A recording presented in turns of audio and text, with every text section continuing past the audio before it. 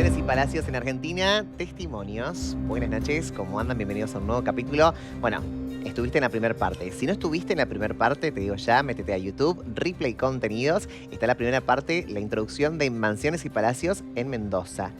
Hablamos muy por arriba de Argentina, pero hoy vamos a hablar específicamente de las mansiones y palacios de nuestro país, de Buenos Aires específicamente. Así que, si quieres ver este capítulo también, bueno, andate a YouTube también para ver la introducción. Replay Contenidos y también nuestra zona digital, Replay Contenidos. Nos podés seguir, obviamente.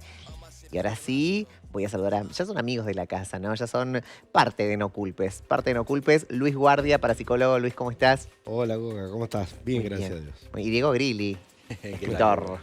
Actor, Escritor, de todo. Pero todo relacionado a estas historias místicas de nuestra provincia. Me llama mucho la atención y sobre todo me va a llamar mucho más la atención conocer estas historias que son exóticas para nosotros.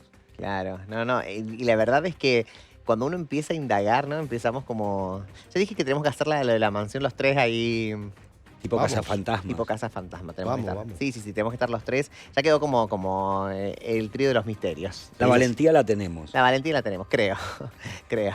Sumamos al productor esta noche.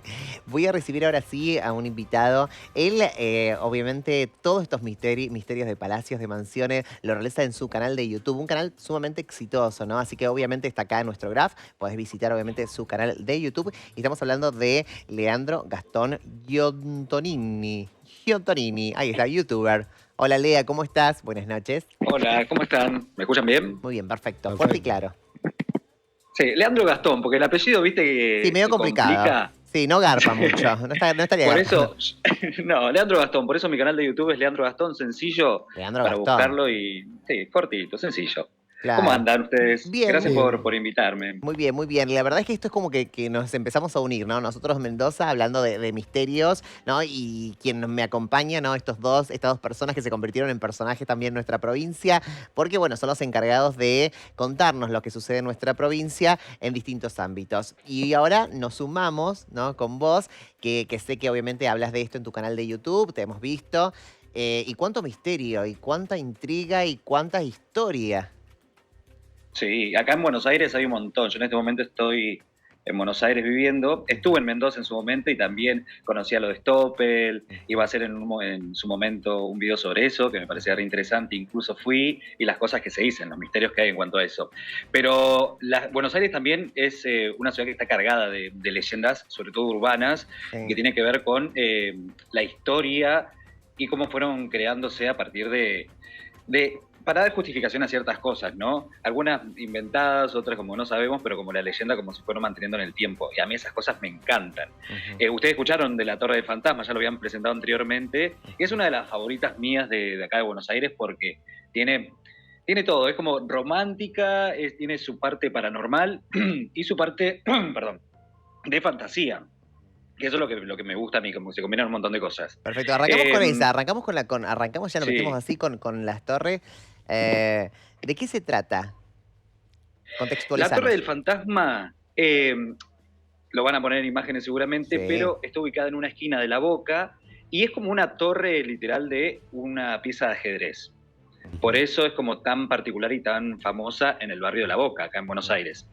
Pero todo arranca más o menos así. Tiene una arquitectura de Cataluña, porque la persona que vivió ahí la mandó a construir era catalana, que era de origen catalán, era María Luisa Aubert, una persona con mucha plata. En aquellos momentos, las personas que tenían plata estaban vinculadas con tierras, tenían muchas tierras. Ella, sobre todo en Rauch, en provincia de Buenos Aires, tenía muchas tierras y a raíz de eso tenía sus ingresos y demás. Entonces mandó a construir una casa en el barrio de La Boca para aprovechar la ola inmigratoria que había en ese momento para que pueda alquilar las habitaciones de ese lugar a los inmigrantes que eran sobre todo artistas, personas que venían a trabajar en cuanto a al puerto y demás. Ella que vio esa beta por ahí, aprovechó y quiso hacer esto para alquilar las habitaciones. El tema es que a ella le gustó mucho este lugar que construyó y decidió quedarse a vivir ahí. Ahí con sus empleados y empleadas se quedó a vivir en ese lugar. Pero lo raro empezó a pasar cuando se dice que los vecinos escuchaban siempre muchos ruidos, cosas que se revoleaban, cosas que pasaban adentro de la casa y nunca se sabía qué. Hay un detalle que hay que tener en cuenta que es muy importante, que en los balcones de ese castillo, de ese palacio, tenían unas plantas características de Cataluña también. Porque ella quería asimilar todo con Cataluña, o sea, todo lo que tenga que ver con ella también, del lugar donde venía. Y esto va a ser muy importante para el desenlace, porque va a tener una justificación de por qué están esas plantas ahí, pero ya vamos a llegar ahí. Bueno, lo raro empezó a pasar cuando, un año después de que María Luisa vivió en ese lugar, es que se fue de un día para el otro. Sin ningún tipo de explicación, ella y los empleados se fueron y dejaron la casa vacía, o sea, de personas, con todas las cosas. Eso fue lo primero raro. Es como decir, viviste solamente un año y se van de un día para el otro. Ahí empezó lo raro. El tema es que ella lo que hizo fue dejarle esta casa a una inmobiliaria para que esta inmobiliaria empiece a alquilar las habitaciones a turistas. Y ahí se movió todo eso de alquilarlo. Y acá entra un personaje muy importante, que es el personaje de Clementina, que era una persona que alquiló la habitación más linda e importante, que es justo en la torre. Es lo que sobresale, es la parte más linda. Bueno, Clementina era una pintora, artista, muy conocida, pero en la zona, en las muestras de arte, su nombre resonaba, y era como, siempre se dedicaba a eso, era inmigrante también. El tema es que ella, como era conocida de cierta manera, la iban a entrevistar. Y todo empezó cuando una periodista fue a entrevistarla, y ahí empezó todo. Estaban en la torre, donde ella tenía su lugar para pintar, y en esos momentos ya estaban lo que es la fotografía para poder sacar, y ella, mientras le entrevistaba, le preguntaba cosas y demás, le sacó una foto. Pero ahí quedó la cuestión. El tema es cuando ella se va, esta periodista se va, ahí empezó todo lo turbio con Clementina, porque se dice que empezó a haber gritos, cosas tiradas, como que tiraban cosas, un ruido de pisadas, de corridas, y de un momento a otro cae Clementina de la torre por la ventana y se tira, no sé si se tira o la tiran y muere en la vereda. Imagínense la altura que tiene eso y cae al vacío. Y muere. ¿Qué época estamos hablando? ¿1009? Eso estamos hablando 1912. 12, aproximadamente. 17, ajá, 1912, porque la casa fue construida entre 1908 y 1910. Entonces, esto fue un tiempo después en el que se alquilaban las habitaciones. Y ahí empezó, esta leyenda cuenta que ahí empezó todo lo raro, como que ella era una chica como muy feliz, como que nunca hubiese hecho algo así, como que ahí empezaron las conjeturas en cuanto a esto.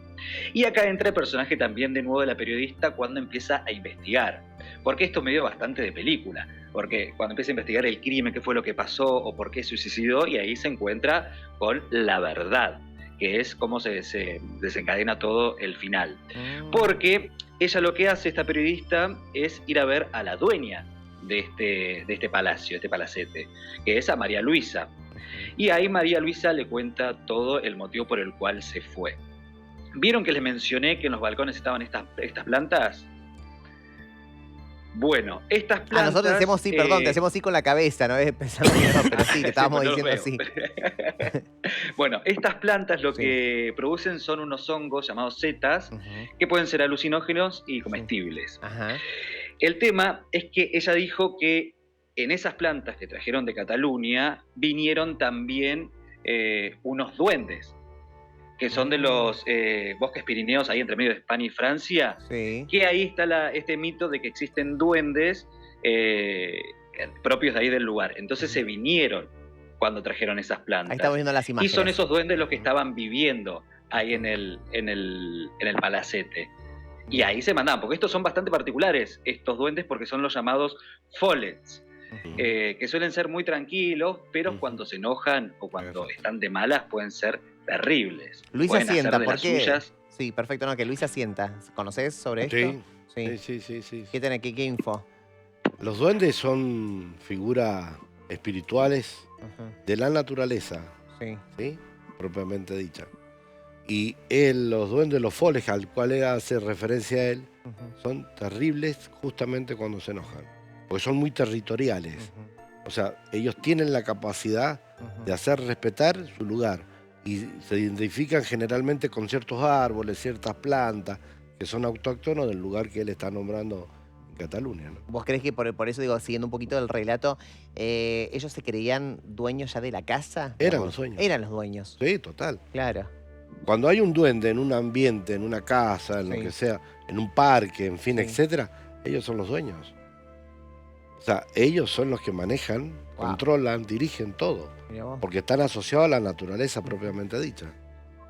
Entonces ahí es donde, cuando aparece algo que los molesta o algo que se transforma en el hábitat de ellos, se enojan, se ponen mal. Leandro, ¿y qué crees que molestó, digamos? Porque digo, y acá viene la parte... Eso. Claro, hay un motivo por el cual se cree que todo empezó a cambiar para mal. Sí. En principio, bueno, lo que contó María Luisa, que esa noche que se fueron, que fue de un día para el otro, fue porque pasó algo puntual con estos duendes. Porque resulta que uno de los duendes atacó inesperadamente a una de las empleadas de la casa. Entonces, al intentar defender a esta mujer, lo agarraron a ese duende, lo pudieron agarrar y lo revolearon y lo lastimaron. Y ahí empezó la venganza, empezó a revolear cosas, empezó a revolear cuchillos, cosa que era muy peligroso, o sea que no medía supuestamente esos niveles de peligro. En realidad buscaba herir y lastimar. Entonces por eso se fueron, porque no había forma de poder convivir y estar en ese lugar. Y ahí se fueron un día para el otro, pero cuando cambiaron los dueños, que empezaron a ir otras personas a alquilar, esos duendes se empezaron a calmar. Como que convivían con los nuevos inquilinos. O sea que puntualmente hubo algo con esta pintora o algo que molestó, que cambió el carácter. Digo, más allá de eso, digo, ya la agresión a la empleada implica aún que no estaban conformes en el lugar donde estaban habitados. Claro. Habitando. Exactamente. Exactamente. Y el tema también con Clementina fue que, ¿recuerdan que dije que fue la periodista y sacó una foto? Bueno, justo sacó una foto y era lo que no le gustaban los duendes. Ese tipo de reflejo, ese tipo de luz no le gustó y ahí se volvió loco contra Clementina. Y ahí está esta parte de la leyenda que dice que en realidad no es que ella se tiró, sino que los duendes en conjunto fueron contra ella y la tiraron por la ventana para que se muera. Y esa es y el tema es que en realidad lo que ella, la periodista, encontró en esa fotografía que sacó es que salió ese duende. Esa foto nunca la pude encontrar, pero queda como es parte de una leyenda. Obviamente que yo quería saber si realmente existió esa foto o esa periodista, pero bueno, no hay ningún tipo de registro. Pero en las leyendas se dice que el duende salió en la foto y es por eso que la periodista va a ver a María Luisa para que le dé una explicación. ¿Te ha sucedido, Luis? Digo, me corro un poquito relacionando con esto, pero que acá en Mendoza, en nuestra provincia, te llamaran porque vieron duendes, porque creen que los duendes habitan sus casas. ¿Los duendes son malos, son buenos? Están los buenos y los malos. Ajá. Como dije hace instantes, si los molestás o haces algo que esté contra la naturaleza de ellos. Por ejemplo, el caso de los flash de las fotos en este caso. Por ejemplo. Bien. Acá en Mendoza, por ejemplo, hay una empresa de agua que está por la zona de Canota. Canota, por ejemplo, que bueno, acá el amigo de Buenos Aires quizás no lo conozca, es una zona llena de duendes. Otros mitos muy populares que tienen que ver con duendes es acerca de los duendes de Potrerillos. ¿Sí? Esta zona de Potrerillos, que es una zona de alta montaña, está poblada de estos mitos y leyendas de duendes. Fíjense una cuestión particular. Los duendes se asocian con los bosques, con los lugares naturales, con los lugares donde hay naturaleza, ¿sí? Y no es una asociación demasiado loca esto de relacionar a los duendes con los hongos alucinógenos. Siempre se relaciona a los duendes con que están sentados o usan a esos hongos como muebles. Los duendes suelen ser de tamaño diminuto, entonces se los vincula mucho con eso y tiene que ver con el efecto probablemente alucinógeno que trae el aspirar las esporas de estos hongos o el consumirlos. en el sistema nervioso central de las personas que aspiran o comen los hongos. Los hongos probablemente despierten zonas del cerebro, la toxina que tienen los hongos, que permitan abrir la mente para visualizar a estos pequeños individuos que no siempre tienen como comportamientos muy tranquilos, a veces son agresivos, ¿sí? Yo quiero saludarte, Leandro, porque soy un fanático tuyo de tu programa de YouTube y me gustaría que explayes acerca de la posibilidad que tiene de ser revertido este maleficio que hay sobre la Torre del Fantasma. Eso es la parte más hermosa porque es la parte más romántica que me encanta. Porque ella, como era Clementina, como era artista, pintaba, ella no terminó de pintar un cuadro que estaba haciendo, pero ese cuadro se perdió, nunca más se encontró. Y se dice que esta es la Torre del Fantasma porque en este lugar quedó el fantasma de Clementina. Se dice que se escuchan pasos, se dice como que ella está ahí rondando y que tiene una maldición. Que para que ella pueda descansar en paz, que pueda irse, tienen que encontrar ese cuadro que ella no había terminado de pintar y dar las últimas pinceladas para que pueda descansar en paz. Y ahí se libera de esa maldición, en teoría. Mira vos, Es hermoso. Totalmente. ¿Dónde estará ese cuadro? ¿Dónde estará? Lea, es tu función esa, Lea. O sea, vos tenés que ir descubriendo. Sí, y hay que ir a ese lugar Casa para por ver casa. si de verdad se escuchan. Y bueno, después confirmar que si encontrás el cuadro y le das unas pintadas, a ver si deja de estar.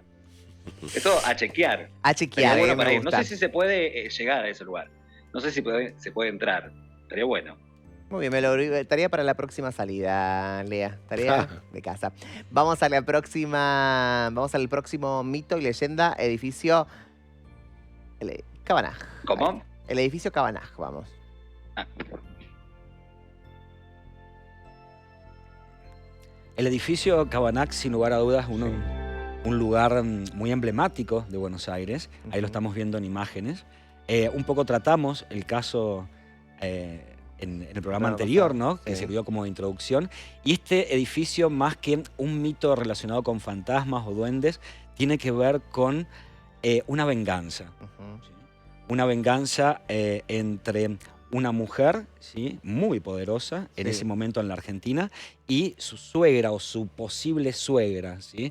Esto generó estas dos mujeres de poder muy elevado, ¿sí?, y de poder adquisitivo sobre todo muy elevado, hizo que se enfrentaran y una decidió opacar la vista que tenía de la ciudad, ¿sí?, o de una catedral en específico, y le construyó un edificio en el medio de su ventana para evitar eso. Hasta ahí porque Lea decía, bueno, no había escuchado bien Lea, ¿no? Y quiero que esta parte me la enriquezca, obviamente, un poco lo que dijo Diego, pero quiero que nos digas específicamente, ¿no?, la leyenda de este lugar. Del edificio Cabanach, hermoso edificio. Sí, ahí mostraron en imágenes, es hermoso. Incluso salió en encuestas, en muchas encuestas en varios años, como el edificio más lindo de Buenos Aires. Y tiene con qué. Bueno, esto está vinculado con la familia más poderosa de Buenos Aires de aquellos tiempos. Estamos hablando de los años 20, años 30. Todo tiene que ver con Corina Cabanach, que es la dueña de este lugar. Y con su relación conflictiva con Mercedes Castellanos de Anchorena. Anchorena era uno de los apellidos más importantes de aquella época. Pero el tema de estas dos personas es que Corina salía con el hijo de Mercedes. Y a Mercedes no le gustaba para nada esto. O sea, no le caía bien Corina para el hijo. Entonces empezó a hacer cosas para que se separen, para que no estén juntos. Y Mercedes lo terminó logrando. Corina y la pareja no estuvieron más, se separaron. Ahí Corina quedó como resentida y dijo, esta vieja me la va a pagar. Esta no se la voy a dejar pasar. Qué atrevida. Bueno, es muy atrevida. Bueno, y en ese momento lo que estaba pasando es que Mercedes quería comprar un lote ahí frente a la basílica que era del Santísimo Sacramento, que pertenecía a la familia Anchorena. Porque tenían tanta plata que no solamente tenían una casa gigante, que ahora es una cancillería, sino que también tenían la iglesia para uso familiar. O sea, una iglesia, una basílica para ellos. Hoy en día es pública, pero en ese momento fue hecha para ellos. Sí. El tema es que esa iglesia tenía enfrente un terreno que estaba vacío y Mercedes lo quería comprar para construir algo ahí, así tener una vista directa a la basílica, como que esté ahí de frente. ¿Qué fue lo que hizo Corina con tal de vengarse? ¿Qué hizo? Me encanta esta parte. Aprovechó que Mercedes se fue a un viaje y le ganó de mano y ella le compró, o sea, se compró el terreno ese que quería Mercedes. Qué bien. Y, o sea, le salió muchísima plata, tuvo que vender muchas propiedades que tenía en Santa Fe en ese momento, porque era una persona que, la gente más rica era la que tenía propiedades, tierras, y estas familias eran de esas. Bueno, entonces, como para vengarse de esto, lo que decidió es construir un edificio, que es el edificio, fue en esos momentos el edificio más alto de Latinoamérica, con 31 pisos. O sea, muy grande, muy grande. Para aquella época, estamos hablando de los años 30. Imagínense que era la novedad, es de hormigón armado. Bueno, entonces lo que hizo era que se construya tan alto para que ella no pueda ver nunca más desde su casa la basílica. Esa fue su venganza, porque ella sabía que Mercedes quería mucho, deseaba mucho estar frente a la iglesia, por ser una persona muy religiosa, tan religiosa que terminó construyéndose una iglesia para la familia. Entonces, esa fue su forma de vengarse. Pero después, cuando yo empecé a chequear información y demás, como el chequeo. El chequeo, pero me parece algo tan lindo como para hablar si realmente sucedió o no sucedió, porque son las leyendas, porque imagínense que este edificio hermoso tiene que tener una historia detrás, o una leyenda como que lo enriquezca. ¿No les parece? Sí, coincidimos con vos absolutamente. No puede ser un edificio hermoso nada más. Claro, algo tiene que tener como para que lo enriquezca, le dé como un condimento más. ¿Y ese condimento es? La leyenda, la venganza de Corina Cabanach. Es hermosa. Me encanta, me encanta. Me encanta que si uno escribiera una novela sería genial, ¿no? Esto, ¿no? La venganza. Me encanta, me encanta. La venganza de Corina. Claro, mirá. Qué hermosa manera de vengarse, ¿no? O sea, me vengo haciendo un edificio carísimo. Mucha plata. ¿Quién pudiera vengarse así? Claro, gente con mucha plata. Mucha plata, me gustó esto. Esto tiene que ver con... Esto es un mito, ¿sí? Sí. Esto que acaba de contar él, ¿sí? No lo elevemos a la posición de leyenda, porque no hay nada mágico en esto. Una leyenda, como la anterior que veíamos de la Torre de Fantasma, involucraba a duendes asesinos, algo que puede salirse un poco de la realidad. En cambio, esto que se construye alrededor de la enemistad de estas dos personas no tiene algo sobrenatural que lo caracterice y por eso preferiríamos colocarlo como un mito. Como un mito. Lea, no tiene nada sobrenatural, digo, después no se aparece el espíritu de una, de la otra. Habría que ir. Capaz que yendo se puede encontrar algo sobrenatural. Pero no se habla de nada sobrenatural, digo, de la información. No se habla, no, de eso no. De eso no se habla. Perfecto. Solamente la justificación de por qué se construyó.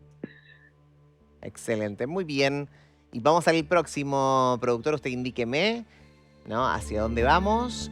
Así junto con Lea, junto con Luis y junto con... ¿Qué estamos viendo, Lea? Ahí estamos viendo Errázuriz Alvear. Ay, es hermoso. Hoy en día funciona ahí el Museo de Arte Decorativo. Es un lugar increíble, hermoso. Ahí, imagínense que vivía una familia chica y es un lugar que ocupa, pero no sé cuántos metros cuadrados, pero un comedor, una sala de fiestas, o sea, es increíble ese lugar. No sé si alguien tiene más información en cuanto a esto. Es un verdadero palacio, ¿sí? Neoclásico del estilo francés, que realmente es un museo o es una pequeña sucursal de Francia. Y quizás ahí Lea nos pueda ampliar por qué se tiene que ver Francia con todo esto, ¿no? Sí, en realidad yo no lo había preparado, yo había preparado el de la Casa de la Palmera, Bueno, que esa es otra leyenda. Lo buscamos. De todas formas podemos ampliar un poquito más esta leyenda de este y el de lugar. la Palmera puede quedar para la próxima. Bueno, dale, ampliemos. Perfecto. Imagínense, Buenos Aires tiene un montón de casas y palacios como para poder hacer. Obvio, los especialistas son ustedes, así que ustedes manejan el barco, ¿no? De esta noche, así que especificamos esta, ¿no? Lo de Alvear. Sí. Muy bien. ¿Diego? Bueno, si quieren la cuento un poco yo, pero Poquito voy y a después la complementa parafrasear a lo que Ujú, dale, Diego. Leandro dice en su canal de YouTube, que este matrimonio que era formado por dos personas muy poderosas, Ujú, por el señor Matías y su esposa que venía de la descendencia de Alvear. Los Alvear ujú, habían sido, uno de ellos había sido presidente de la Argentina. ujú, Dos familias de mucho poder deciden, bueno, viajar a Francia, pero ujú. al momento de regresar a la Argentina, montar un palacio con obras de artes, muebles y toda una arquitectura que ellos exportaron de Francia y hicieron llegar acá a la Argentina. A tal nivel es la magnificencia de este lugar que posteriormente esta familia decide donarlo al Estado y hoy, como dice Leandro, funciona como este Museo Nacional de Arte Decorativo, ¿sí? Tampoco tiene una historia de misterio y mito, pero es un lugar como muy emblemático de Buenos Aires, muy imponente, y los interiores son fabulosos. Quizás Leandro, que ha estado allí, nos puede ampliar. Sí, no, adentro no Una puede ser. locura. Era como había en un momento Es hermoso. en la parte del fogón, como la sala de estar. La sala de estar es un gimnasio. Parece como un Zoom o un salón de eventos. Es gigante. Una mesa, el comedor. La mesa tranquilamente puede ser una pasarela de modelaje, porque era larguísima. Yo, en cuanto a estas cosas, en cuanto a los palacios gigantes donde no tienen una historia o una leyenda, son los que son más datos, son los que menos a mí me interesan. Por eso siempre estoy como más con el tema de las leyendas y las cosas paranormales de los palacios, que eso hay un montón. Claro. En teoría, lo único que tiene en cuanto a lo paranormal o en cuanto a algo diferente es la parte del subsuelo.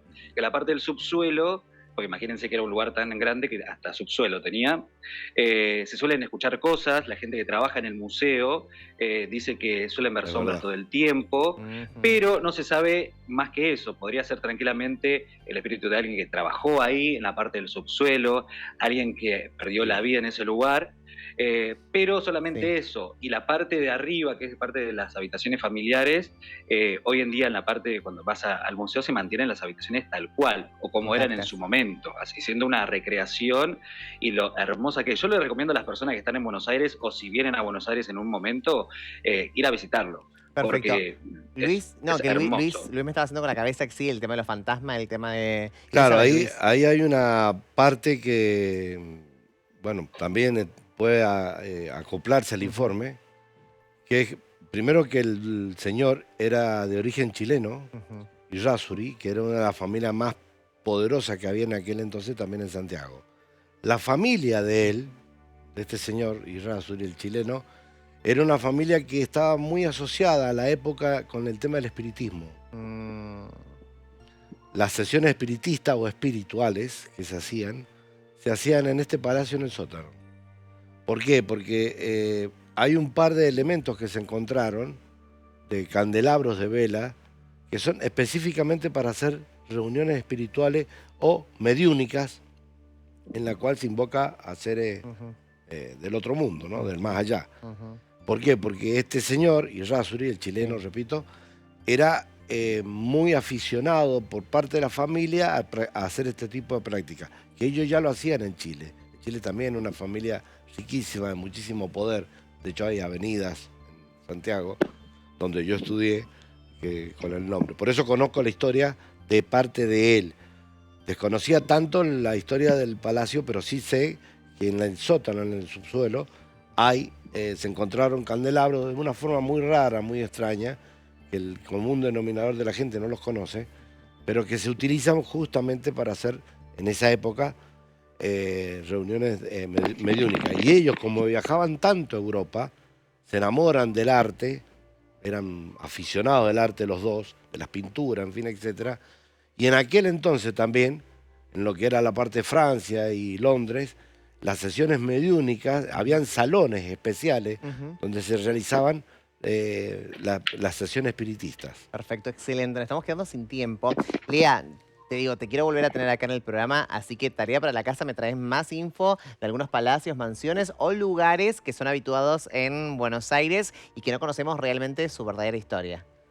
En Buenos Aires o en otros lugares también, Muy bien. porque hay partida para arriba. Me gusta, Así me que gusta. igual los próximos les traigo de Buenos Aires, que para mí son uno de los mejores. Así que la Perfecto. próxima Prepárense. Dobla la apuesta, Leandro. Me gusta esto, me gusta. Y después te venís acá y entre los 4 vamos a recorrer algunas palacios, mansiones acá en Mansiones Mendoza. acá. Me gustó esto. Gracias, Ojalá. Luis. Como siempre es un placer tenerte. Por favor. Gracias, Diego. Como siempre un placer tenerte. Gracias a Me encanta. vos. Ustedes ya quedaron fijos acá, chicos. Ustedes ya, producción, que no les queda otra, ya vienen acá. Me encanta. A ustedes que están en casa, muchísimas gracias por acompañarnos como todas las noches. Recordá que si querés visitar nuestra página de YouTube, estamos en Replay Contenidos. Todos los programas de No Culpes están allí, ¿no? Los podés ver. Y también el resumen de Instagram, obviamente en Replay Contenidos junto a Canal 9 de Televida. Allí van a encontrar el resumen. Y obviamente a Lea ¿cómo se lo buscan? Ahí está. Se suscriben. Ahí está, no me salía la palabra. Leandro Gastón es su canal de YouTube y obviamente se van a encontrar con mitos, leyendas de todas partes del mundo. Específicamente, obviamente, los fuertes de Buenos Aires, pero te vas a encontrar con muchos videos muy, pero muy buenos, ¿eh? Próximamente lo vamos a tener acá para otro capítulo. Gracias por acompañarnos. Que descanses. Chao.